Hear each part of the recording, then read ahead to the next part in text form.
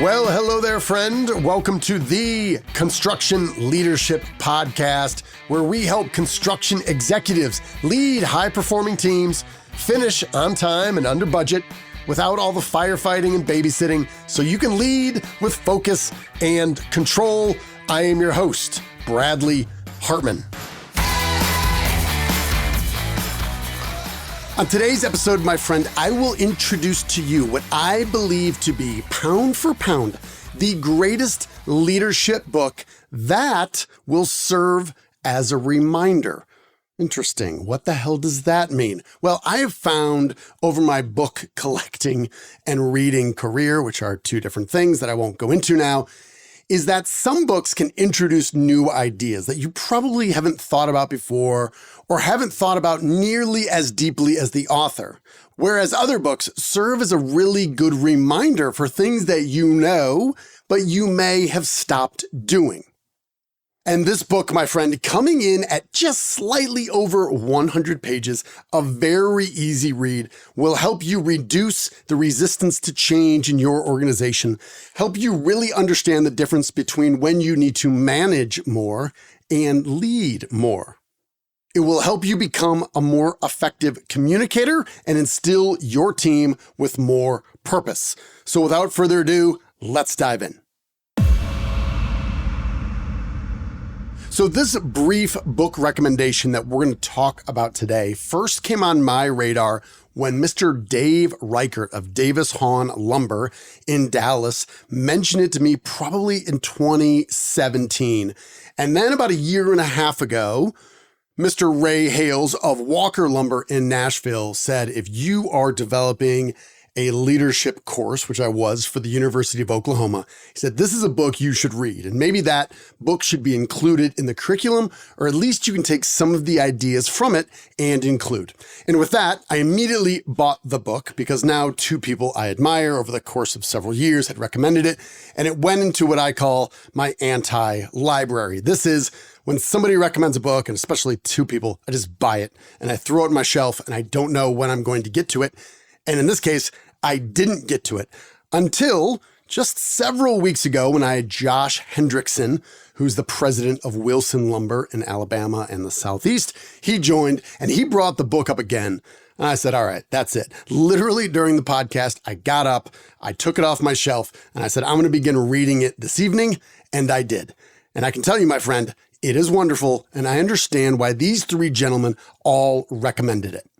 And the book is The Way of the Shepherd, 7 Secrets to Managing Productive People by Dr. Kevin Leman and Bill Pentak. Now, The Way of the Shepherd is extremely brief, which I think increases its value, especially for colleagues and friends and people who could use a reminder on how to be a great leader and a great manager. So it's really accessible. No one's going to get this book and think, oh man, I could never finish this. They might think, oh, that's great. This might be the first book that I've read in a year. Now, as you'll hear, there's one concept that was a collection of ideas that brought together something new that I've already begun to implement. But in general, this isn't one of these books you're going to read that is going to blow your mind with new concepts that you've never heard of. But I do believe it's one that can immediately get us focusing on the right things if we feel our leadership style and our management is a little bit out of control. And the title, The Way of the Shepherd, comes from a MBA professor who is coaching a soon-to-be graduate of the MBA program on how to become a good leader. And as a reference for this, he is using the principles of good leadership and management over a literal flock of sheep that he has on his farm.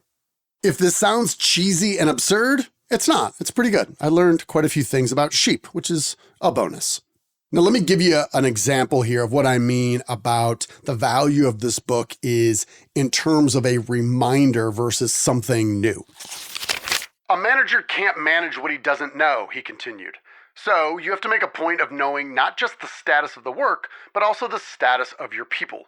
Many managers focus too much on their projects and not enough on their people. They do what you did when we walked the flock this morning. They're there with the flock, but not really. They're preoccupied with the work and not the workers. Your people are your greatest competitive advantage, and managers will say they agree with that, but often they merely give lip service to the idea. You have to take a personal interest in each of the people who report directly to you, Newman said. You need to discover their skills and interests. You need to know their goals and dreams, what motivates them when they walk through the door in the morning, what their career ambitions and frustrations are. In other words, Ted, you have to make a point of knowing what things are impacting them at the moment.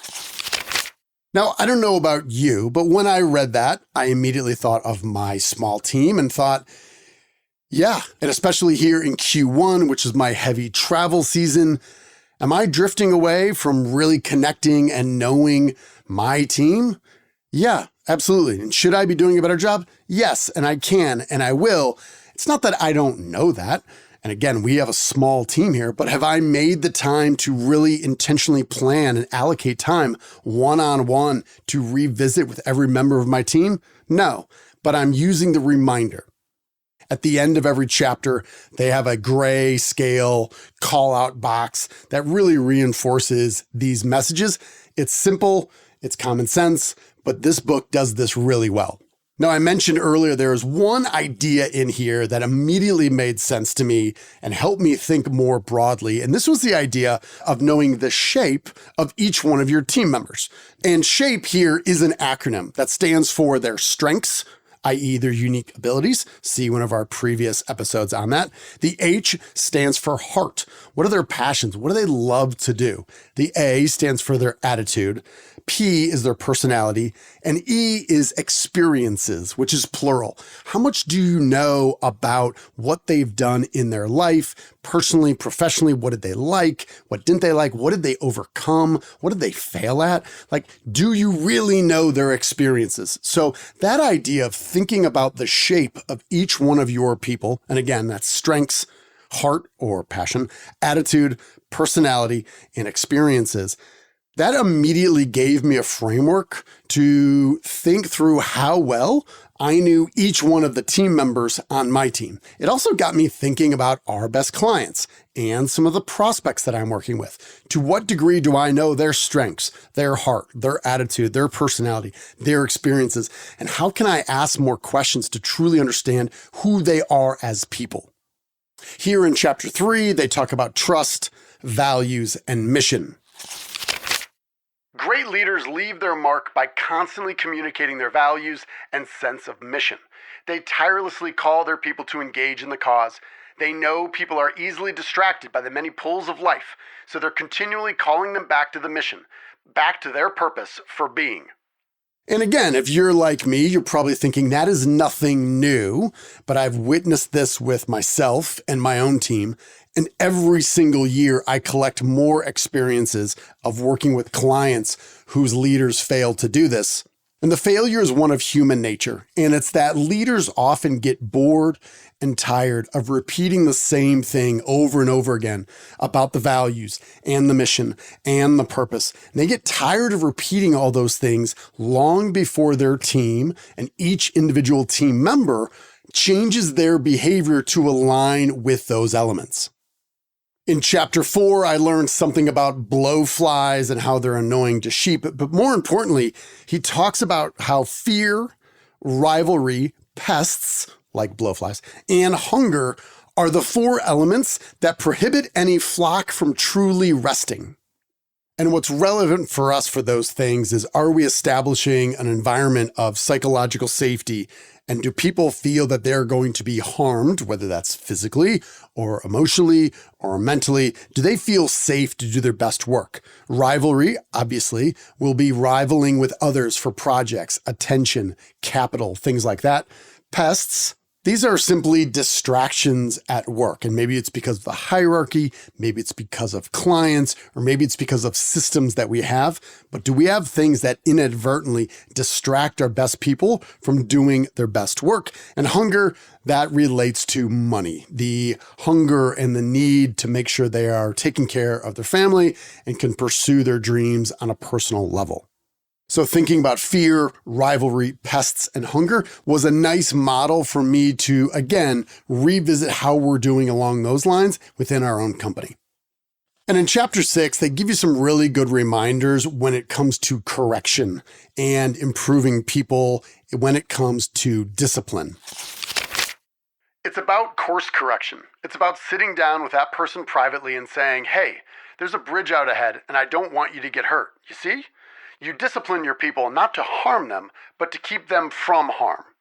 The key, Newman explained, is to guide the person in a course correction without alienating them, and that depends on how you approach the conversation. You approach the conversation as a teaching opportunity, Newman replied. Discipline isn't about handing out punishment or assigning blame. It's about instruction. It's about instructing your people in the direction they should go by helping them see further down the path they're currently treading. That's far different than calling someone in because they fouled up. In the final analysis, when the shepherd throws the rod at an errant sheep, it shows that he's looking out for it. Now, if I continue to read some of these highlights here on everything that I've marked up, I might as well just read the whole thing and make this an audiobook for The Way of the Shepherd, 7 Secrets to Managing Productive People. But I'm not going to do it. All I'm going to do is tell you that you, my friend, will benefit yourself and others by buying this book, sharing them. And the fact that I generally label this book as more of a reminder book says nothing of the value that I think it can provide leaders and managers everywhere. And that, my friend, is all I've got. As always, thank you for listening. You are owed nothing. Deliver value first. Make it a great week.